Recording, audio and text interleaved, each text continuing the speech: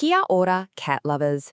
As a passionate New Zealand animal advocate, I am absolutely thrilled to welcome you to this explainer. Today, we're going to uncover the deep-rooted behaviors of our beloved domestic cats and, more importantly, learn exactly how to give them the absolute best care possible. So let's just start with a really simple question. When your cat looks at you, do you truly know what they're trying to communicate? Well, to figure out how to best care for them, we first have to realize that our cozy little couch companions are, fundamentally, semi-domesticated predators. Right underneath all that soft fur, they still carry some seriously incredible wild instincts. All right, Section 1. The Wildcat in your home. If we trace their origins back about 10,000 years to the Fertile Crescent in the Near East, cats didn't actually undergo deliberate selective breeding like dogs did. Instead, they kind of just self-domesticated by hunting rodents around early agricultural settlements, eventually just stepping right into our modern living rooms. And what's truly fascinating here is that domestic cats have undergone very few genetic or physical changes from their wild ancestor, the African wildcat. They share the exact same physical structure and those identical crepuscular hunting behaviors, meaning they're perfectly adapted to be most active right at dawn and dusk. Moving on to Section 2, feline supersenses. Get this, a cat's sense of smell is an astonishing 40 times more powerful than a human's. It is so incredibly strong that it actually serves as their primary way to identify you way before they even bother to focus on your face. So if you've ever seen your cat make that funny, kind of grimacing face after smelling something, they aren't disgusted. They're actually using what's called the phlegm response. It pulls scent into a highly specialized vomeronasal organ on the roof of their mouth for a really deep chemical analysis. It's like a superpower. But while their smell is absolutely elite, their sense of taste is actually pretty weak compared to ours. Since they're obligate carnivores, meaning they are biologically designed to eat meat, they completely lack the ability to taste anything sweet. No sweet tooth whatsoever. However, they are highly sensitive to bitter flavors, which is a brilliant evolutionary trait to keep them from eating toxic stuff. And they boast even more incredible adaptations. For instance, they have a 200-degree field of vision, wider than ours, and their eyes are specially adapted for low-light hunting. They also possess super sensitive whiskers on the backs of their front legs to help them feel the position of captured prey. Plus, their paw pads are so packed with nerve receptors, they can literally feel sound vibrations. How cool is that? Which brings us to Section 3, speaking your cat's language. To truly understand your cat, you can't just look at one isolated thing. You need to look at the whole picture. It's like a puzzle where you combine their ear position, eye shape, and tail movement into one cohesive message.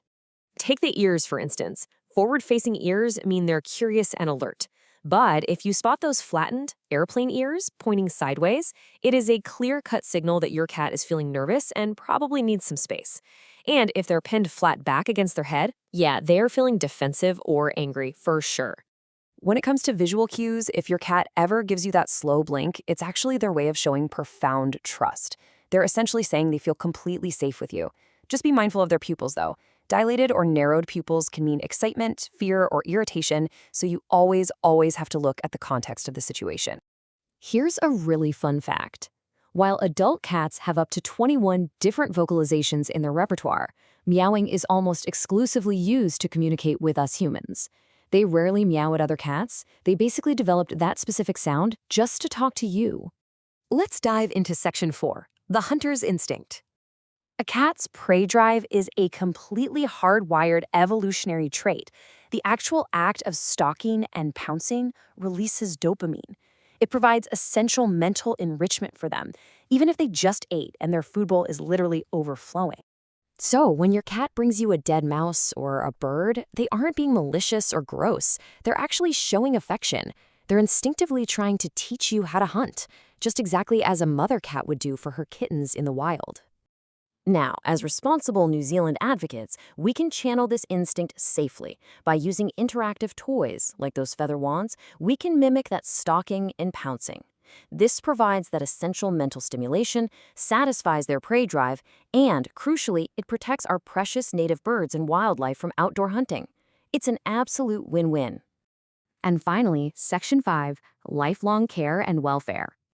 You see, a cat's medical and enrichment needs evolve pretty dramatically across their 4 life stages. While kittens obviously need immunizations and socialization, as they age into seniors, which is over 10 years old, they actually require veterinary exams every 6 months just to manage cognitive function and age-related diseases. Here in Aotearoa, we're guided by the Animal Welfare Act and the Code of Welfare for Companion Cats. And this isn't just a friendly suggestion, it explicitly outlines our strict legal and ethical duty to provide proper care. This framework basically means we are legally obligated to ensure our cats have continuous access to fresh water and good nutrition, a clean environment with proper litter trays, daily behavioral enrichment, and immediate veterinary care whenever they show signs of distress or pain. Plus, we've got to follow those local bylaws regarding microchipping and desexing. I really hope this explainer has inspired you to see your cat in a whole new light. By putting yourself in their paws and embracing their wild ancestry, you can build a so much deeper, healthier bond. So the next time your cat locks eyes with you, ask yourself, are you just seeing a pet, or are you truly ready to honor the wild cat within? What new thing will you try today to speak their language?